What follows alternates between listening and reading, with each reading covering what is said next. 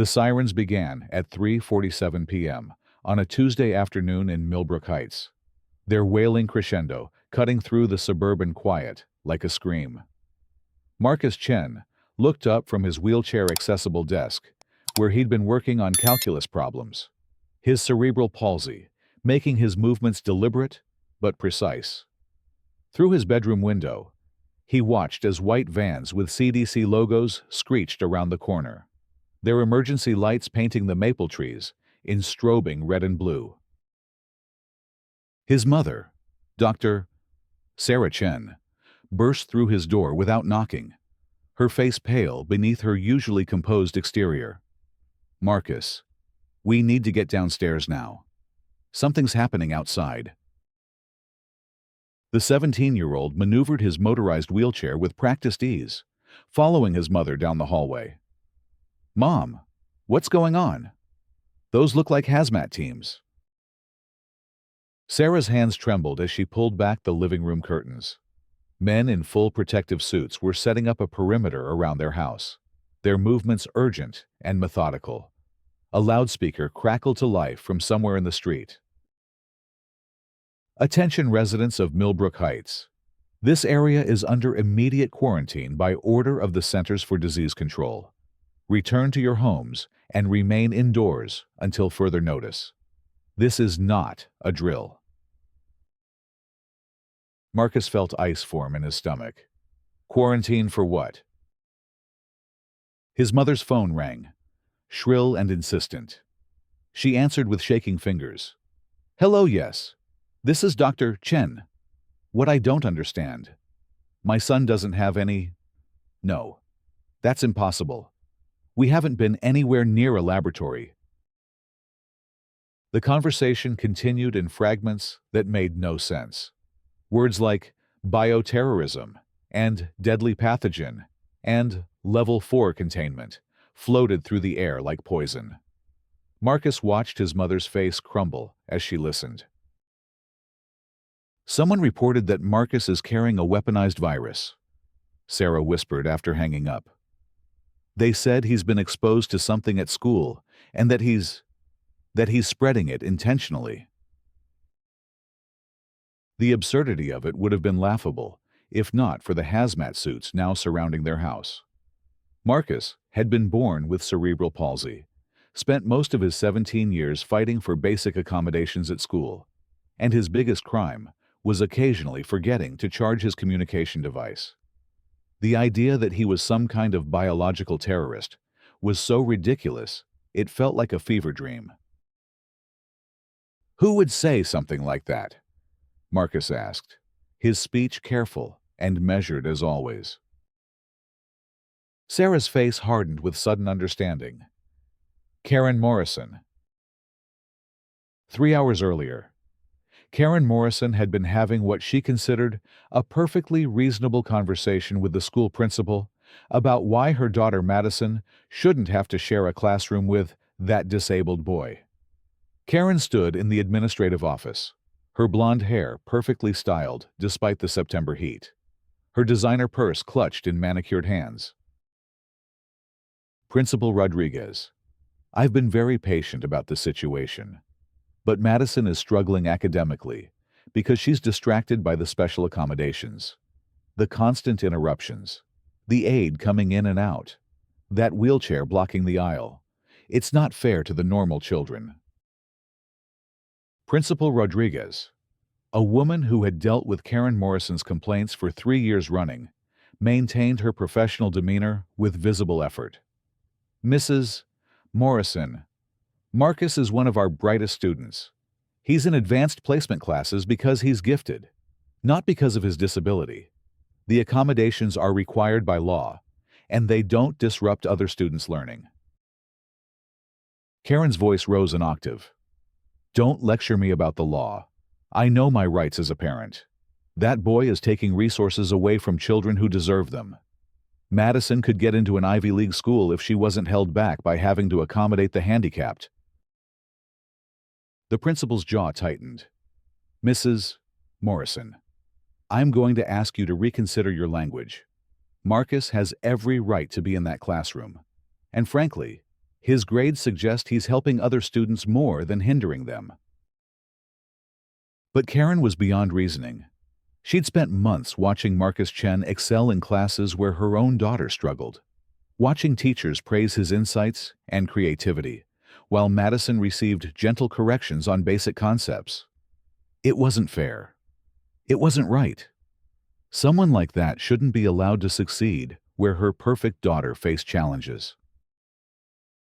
Fine, Karen snapped, standing abruptly. If you won't protect normal children from that situation, I'll find someone who will. She stormed out of the building, her heels clicking against the linoleum with staccato fury. In her car, she sat for a long moment, breathing heavily, her mind racing. There had to be something. Some way to get that boy removed from Madison's path to success. That's when she remembered the news stories about bioterrorism, about how easy it would be for someone to spread disease intentionally. She thought about Marcus's medical equipment, his frequent doctor's appointments, the way he sometimes coughed during class due to his condition. Karen pulled out her phone and dialed 911. 911. What's your emergency? I need to report a bioterror threat, Karen said, her voice steady now, convinced of her own righteousness. There's a disabled student at Millbrook High School who's been exposed to a dangerous pathogen, and I think he's spreading it intentionally. His name is Marcus Chen. The city of Millbrook Heights had never experienced anything like the chaos that unfolded in the following hours. Emergency broadcasts interrupted regular programming, urging residents to shelter in place, while hazmat teams swept through neighborhoods. The high school was evacuated and sealed, sending hundreds of students home in a panic that spread through social media like wildfire. Dr. James Patterson, the county health director, found himself at the center of a crisis he couldn't fully understand. The 911 call had been specific and alarming: a disabled teenager, allegedly carrying a weaponized biological agent, possibly exposed through medical treatments or laboratory contact. The caller, who identified herself as a concerned parent, claimed to have witnessed the boy exhibiting symptoms and behaving suspiciously. Following CDC protocols for bioterror threats, Patterson had no choice but to initiate immediate containment procedures. Within an hour, federal agents were coordinating with local law enforcement, and the Chen family home was under siege by emergency responders in full protective gear. Dr. Chen, Agent Rebecca Torres, said through her Hazmat suit's communication system, "We need you and your son to submit to immediate medical testing. We understand this is frightening, but we have credible information suggesting exposure to a dangerous pathogen." Sarah Chen, herself a pediatrician with 15 years of experience, struggled to process the surreal nightmare surrounding her family. "Agent Torres, I can assure you my son hasn't been exposed to anything dangerous. His medical care is routine, managed by specialists I know personally. This is some kind of misunderstanding." But protocols were protocols, and misunderstandings couldn't be sorted out until after biological samples were tested and threats neutralized. Marcus submitted to blood draws and respiratory swabs with the same quiet dignity he brought to everything else, even as his world collapsed around him. Outside, the media had arrived in force. News vans lined the streets, their satellite dishes reaching toward the sky like mechanical prayers. Reporters spoke in hushed, urgent tones about potential bioterror attacks, about the vulnerability of American communities to biological warfare. This is Channel 7 News, with breaking coverage of a developing bioterror situation in Millbrook Heights, where federal agents have quarantined an entire neighborhood after reports of a weaponized biological agent. Sources tell us a local teenager may have been deliberately spreading a deadly pathogen. Marcus watched the coverage from his living room, feeling like he was observing his own funeral. His phone buzzed constantly with messages from classmates and teachers, ranging from concern to fear to outright accusations. Social media exploded with speculation and conspiracy theories. Millbrook bioterror trending nationally within hours. By evening, the economic impact was becoming clear. Local businesses had shuttered their doors, their employees sent home indefinitely. The mall, the movie theater, restaurants, and shops throughout the city closed as panic spread beyond the immediate quarantine zone. Parents kept their children home from school across the entire county, terrified that whatever Marcus Chen allegedly carried might spread through the air, through water, through contact with contaminated surfaces. Dr. Patterson held a press conference at 8 p.m., his face drawn with exhaustion and stress. "We are taking every precaution to protect public health while we investigate this potential bioterror incident. I want to assure the public that we have the situation contained and are working around the clock to identify any threats." What he didn't say was that preliminary tests on Marcus Chen showed nothing unusual. No exotic pathogens, no signs of biological weapons exposure, no indication of illness beyond the young man's existing cerebral palsy. But protocols demanded multiple confirmatory tests, and those would take time. Time during which an entire city held its breath in fear. Karen Morrison watched the news coverage from her home with a mixture of satisfaction and growing unease. She hadn't expected the response to be quite so dramatic, hadn't anticipated federal agents and hazmat teams, and citywide panic. But then again, she reasoned, if the authorities were taking it this seriously, perhaps she'd been right to be concerned about Marcus Chen all along. Her daughter Madison sat beside her on the couch, staring at the television with wide, frightened eyes. "Mom, Marcus is really dangerous. He seems so normal in class." "That's exactly the problem, honey," Karen said smoothly. "Sometimes the most dangerous people are the ones who seem innocent. The disabled ones, especially. They get sympathy, special treatment, and nobody suspects them of anything. It's the perfect cover for someone who wants to hurt others." But as the hours passed and the media coverage intensified, Karen began to feel a creeping anxiety. What if they asked too many questions? What if they wanted to interview her as the concerned citizen who'd called in the threat? She hadn't really thought through the implications of her accusation, had acted on impulse, driven by frustration and resentment. Her phone rang at 10:30 p.m. The caller ID showed a number she didn't recognize. "Mrs. Morrison, this is Agent Torres with the FBI. I'd like to speak with you about the call you made to 911 this afternoon regarding Marcus Chen." Karen's mouth went dry. "Of course. Agent Torres. I'm happy to help however I can. We'd prefer to conduct this interview in person. Would you be available to come to the federal building tomorrow morning at 9 a.m.? After hanging up, Karen paced her living room, her mind racing. She needed to get her story straight, needed to make sure her concerns sounded legitimate and well-founded. More than that, she needed to find some way to justify the chaos she'd unleashed with a single phone call. That's when she remembered her brief employment at Biogen Labs 5 years earlier. She'd worked there for only 6 months as a laboratory assistant before being terminated for what her supervisor called procedural violations. Though Karen preferred to think of it as creative problem-solving, she still had her security badge, forgotten in a drawer somewhere. She still remembered the layout, the equipment, the protocols. More importantly, she remembered where they kept the restricted biological samples. The second day of the crisis dawned gray and oppressive, with news helicopters circling overhead and protesters gathering at the quarantine perimeter. Some carried signs reading, protect our children, and no bioterror in our schools.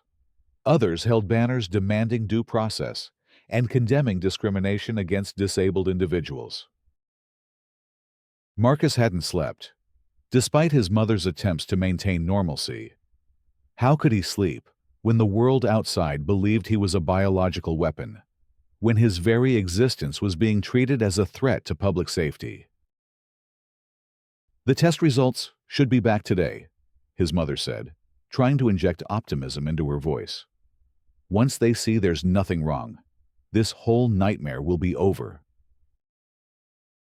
But Marcus had been thinking, his analytical mind working through the implications of their situation. "Mom, someone had to make this up. The 911 caller didn't just guess that I might have been exposed to bioweapons.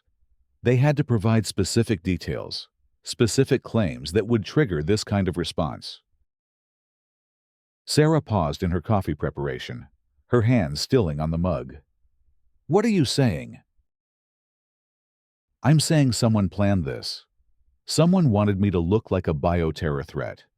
And they knew enough about how the system works to make their accusation credible." Meanwhile, across town, Karen Morrison was cleaning out her garage with uncharacteristic urgency, hidden behind boxes of Christmas decorations and old sporting equipment. She located a small cooler she'd forgotten about for years. Inside, wrapped in protective foam, were 3 vials of bacterial cultures she'd taken from Biogen labs when she was fired. Not dangerous pathogens. Nothing that could actually hurt anyone, but authentic enough to look impressive under laboratory analysis. She'd kept them as insurance, thinking she might someday use them to prove that Biogen had unsafe storage practices. Maybe leverage them for a better severance package. Instead, they were going to serve a more immediate purpose. Karen carefully photographed the vials with her phone, making sure the Biogen labels were clearly visible.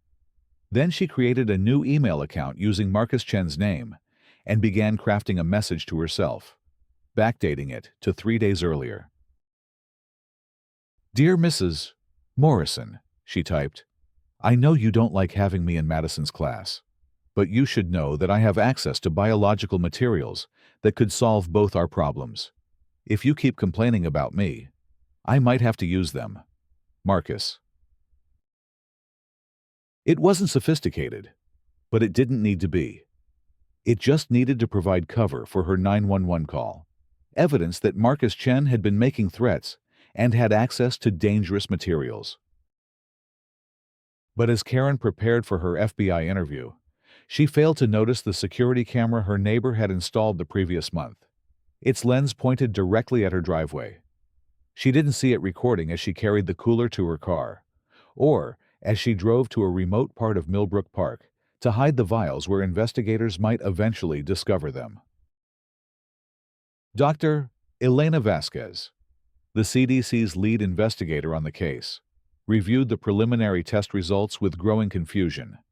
Marcus Chen showed no signs of biological weapons exposure, no exotic pathogens in his system, no indication of contact with dangerous materials. His medical history was exactly what it appeared to be: routine care for cerebral palsy by well-credentialed specialists at respected institutions. "Something doesn't add up," she told Agent Torres during their morning briefing. "The 911 caller was very specific about the nature of the threat, but we're finding nothing to support those claims. Either our tests are missing something, or this whole situation is based on false information." Agent Torres nodded grimly. She'd been conducting bioterror investigations for 7 years, and she'd learned to trust her instincts. "What's your gut telling you, Doctor?" "My gut says we're chasing shadows, but I need more time to be certain. The problem is, every hour we maintain this quarantine costs the city millions of dollars and traumatizes an innocent family." The economic impact was indeed staggering. Major retailers had closed their doors, sending thousands of employees home without pay. The tourist industry, crucial to Millbrook Heights' economy, had evaporated overnight as visitors canceled reservations and avoided the area entirely. Hotels, restaurants, and entertainment venues faced catastrophic losses that would take years to recover from, if they survived at all. Local business owner Janet Phillips stood outside her flower shop, looking at the "closed by order of CDC" sign on her door.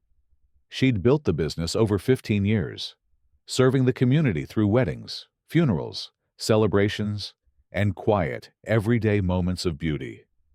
Now it sat empty, while fear consumed her city. 30 employees, she told a reporter.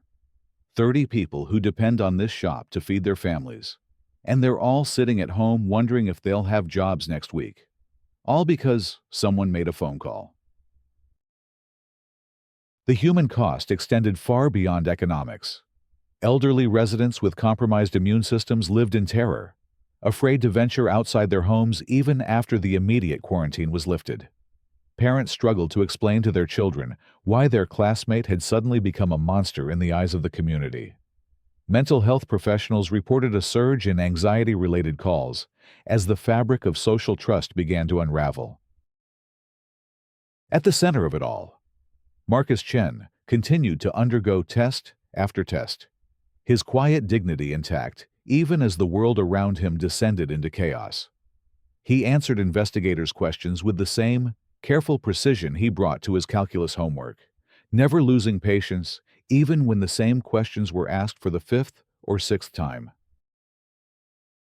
"Marcus," Agent Torres said during one of their sessions, "I want you to know that we're going to get to the bottom of this. If someone has falsely accused you, we will find out who and why." The young man nodded slowly. "Agent Torres, I understand you're doing your job, but while you're investigating me, the real person responsible is still out there. They've already succeeded in destroying my life and hurting my community. What's to stop them from doing it again to someone else?" Karen Morrison sat in the FBI field office conference room, her hands folded primly in her lap, every inch the concerned citizen who'd stepped forward to protect her community. She dressed conservatively in navy blue, her blonde hair pulled back in a serious style that suggested both competence and civic responsibility. "Mrs. Morrison," Agent Torres began, "walk me through the events that led to your 911 call yesterday." Karen had rehearsed this moment, crafting a narrative that painted her as observant and responsible, rather than vindictive and desperate. I'd been noticing changes in Marcus's behavior for several weeks. He seemed more withdrawn, more secretive. Then I started getting these threatening emails. She produced printouts of the messages she'd fabricated, watching Agent Torres examine them with professional interest. He was angry about my advocacy for Madison's educational needs. Karen continued, "I'd spoken to the school about ensuring equal opportunities for all children, not just those receiving special accommodations. Marcus apparently saw this as discrimination and began making threats." Agent Torres studied the emails carefully. The metadata would be easy enough to verify, but the content was certainly disturbing if authentic. "Mrs. Morrison, these messages reference access to biological materials. Did Marcus ever specify what kind of materials he was referring to?" "That's what frightened me most," Karen replied, allowing just the right amount of tremor to enter her voice. "He mentioned having connections to laboratory facilities through his medical treatments. I started researching biological weapons online, and I realized how easy it would be for someone with his access to obtain dangerous materials." The interview continued for 2 hours, with Karen painting an increasingly elaborate picture of Marcus Chen as a disturbed young man who'd used his disability to gain sympathy while plotting violence against his classmates. She was careful to express regret about the situation, to emphasize her hope that Marcus would receive the help he obviously needed. But even as she spoke, Federal investigators were following digital breadcrumbs that would soon lead them directly to her door. The fabricated emails contained metadata inconsistencies that revealed their true origin. Her neighbor's security camera had captured her suspicious activities with the cooler. Most damning of all, her former colleagues at Biogen Labs had been contacted and were providing a very different picture of Karen Morrison than the one she was presenting. Karen was terminated for theft and falsification of laboratory reports. Dr. Michael Chang, her former supervisor, told investigators she took biological samples when she left, claiming they were for personal research. But we suspected she intended to use them inappropriately. We should have pressed charges at the time, but the company wanted to avoid publicity. The truth began to unravel at 2:15 a.m. on Thursday morning, when federal agents executed a search warrant at Karen Morrison's home. They found her seated at her kitchen table, still in her robe, frantically deleting files from her laptop. Karen Morrison, you're under arrest for making false reports to federal authorities, conspiracy to commit bioterrorism hoax, and theft of controlled biological materials. Agent Torres announced as backup agents secured the scene. The search revealed a trove of evidence that painted a picture of escalating resentment and calculated deception. Karen's computer contained months of research into bioterror protocols, detailed plans for framing Marcus Chen, and correspondence with extremist groups that shared her views about disabled individuals receiving unfair advantages in society. Hidden in her basement, investigators discovered a makeshift laboratory where she'd been attempting to culture the bacteria she'd stolen from Biogen. The setup was amateur and dangerous, but sophisticated enough to produce convincing evidence of biological weapons development if planted at the right location. She was planning to escalate, Dr. Vasquez explained to the incident command team. The materials we found suggest she intended to plant evidence at the Chen home or at the school, making it appear that Marcus had been developing biological weapons. If we hadn't caught her when we did, this situation could have become much worse. The revelation sent shockwaves through Millbrook Heights as residents processed the truth their community had been terrorized, not by a disabled teenager, but by a seemingly ordinary mother whose resentment had metastasized into something genuinely dangerous. Madison Morrison was pulled from school and placed in protective custody with relatives, while Child Services investigated the toxic environment Karen had created in their home. The 15-year-old girl, herself a victim of her mother's manipulation, would require years of counseling to understand how she'd been taught to view difference as threat, accommodation as theft. I thought Marcus was weird because Mom always said he was, Madison told investigators, tears streaming down her face. I never questioned it. I never thought Mom could be wrong about something so important. The quarantine was lifted at dawn on Thursday, but the damage to Millbrook Heights would take much longer to heal. Local officials held a press conference to officially clear Marcus Chen of all suspicion and publicly apologize for the trauma inflicted on his family. Mayor Patricia Williams stood at the podium, her face drawn with exhaustion and regret. We owe Marcus Chen and his family a profound apology. We owe our entire community an apology for allowing fear to override our commitment to justice and due process. This incident has revealed uncomfortable truths about how quickly we can turn on our neighbors when fear takes hold. Marcus attended the press conference in his wheelchair, flanked by his parents and their attorney. When invited to speak, he approached the microphone with the same quiet dignity that had sustained him throughout the ordeal. I want to thank the investigators who worked so hard to find the truth, he said, his voice clear and steady. But I also want to ask all of you to remember that this could happen to anyone. Today it was me, because I'm disabled. Tomorrow, it might be someone else because of their race, their religion, their sexual orientation, or any other difference that makes someone uncomfortable. He paused, looking out at the crowd of reporters and community members. Karen Morrison nearly destroyed our city with lies. But the real damage wasn't economic. It was the damage to our trust in each other, our willingness to see the humanity in people who are different from us. That's what we need to rebuild. The legal consequences for Karen began to mount quickly. Federal prosecutors charged her with 18 separate crimes, including making false reports to federal authorities, bioterrorism hoax, theft of controlled materials, and conspiracy to commit domestic terrorism. Each charge carried potential sentences that would ensure she spent decades in federal prison.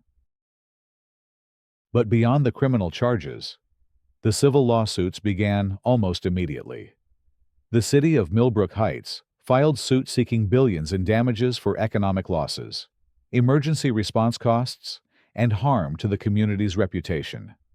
Individual businesses joined class action lawsuits demanding compensation for lost revenue, ruined inventory, and employee wages paid during the unnecessary closure. Insurance companies, which had paid out millions in business interruption claims, filed their own suits to recover damages from the woman whose lies had triggered the economic catastrophe. Even Karen's homeowner's insurance company sought to void her policy, arguing that her criminal actions fell outside the scope of coverage. The trial of Karen Morrison began 6 months later, drawing national media attention and protesters on both sides. Disability rights advocates held vigils outside the courthouse, while a small but vocal group continued to support Karen's claims that she'd been trying to protect her community from a perceived threat. The prosecution's case was overwhelming. Digital forensics experts testified about the fabricated emails and deleted files. Biogen employees described Karen's theft of biological materials and her history of workplace violations. FBI agents presented evidence of her elaborate deception and her plans to plant additional evidence. But perhaps the most powerful testimony came from the victims of her lies. Marcus Chen took the stand for 2 days, calmly describing the terror of watching Hazmat teams surround his home, the humiliation of being treated as a bioterror threat, the ongoing trauma of knowing that neighbors and classmates had believed him capable of mass murder. The hardest part wasn't the fear, Marcus testified. It was realizing that someone could hate me enough to try to destroy my life, simply because I exist in the same space as their daughter. I never threatened anyone. I never did anything except try to get an education despite my disability. And for that, she tried to frame me as a terrorist. Dr. Sarah Chen's testimony was equally devastating, as she described watching her son's reputation destroyed, seeing their family's life savings consumed by legal fees and security costs, wondering if they would ever feel safe in their own community again. Local business owners testified about the catastrophic economic impact, describing layoffs and closures that had rippled through the community for months. Some businesses never reopened, their owners financially ruined by the few days of unnecessary terror that Karen's lies had unleashed. Karen's defense attorneys attempted to argue that she genuinely believed Marcus posed a threat, that her actions stemmed from maternal instinct rather than malicious intent. They painted her as a concerned mother who'd made an error in judgment under stress, not a calculating criminal who'd planned and executed a complex hoax. But the evidence against her was too comprehensive, too damning to overcome with appeals to sympathy. The jury deliberated for less than 4 hours before returning guilty verdicts on all counts. At her sentencing hearing, Karen Morrison finally showed emotion, sobbing as she begged for mercy from Judge Patricia Andrews. Her attorney had advised her to accept responsibility and express genuine remorse, hoping to avoid the maximum sentence of 35 years in federal prison. "Your Honor," Karen said through tears, "I know what I did was wrong.